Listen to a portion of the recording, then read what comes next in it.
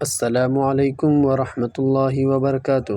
آج ہم انشاءاللہ العزیز جوامع الکلم کی حدیث نمبر 32 یاد کریں گے۔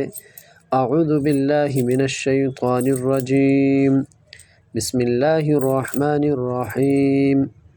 من نفس عن مؤمن کربۃ من کرب الدنیا نفس اللہ عنہ کربۃ من کرب یوم القیامہ، ومن یسر علی معسر یسر اللہ علیہ فی الدنیا والآخرہ، ومن ستر مسلما سترہ اللہ فی الدنیا والآخرہ، واللہ فی عون العبد ما کان العبد فی عون اخیہ۔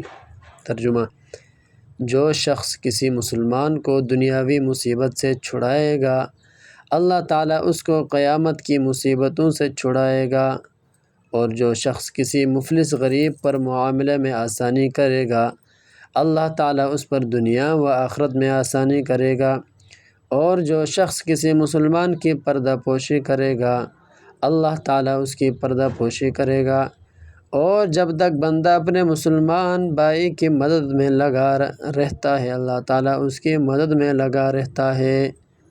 اللہ تبارک و تعالیٰ مجھے اور آپ کو اس حدیث مبارکہ کو یاد کر کے اس حدیث مبارکہ پر عمل کرنے کی توفیق عطا فرمائیں۔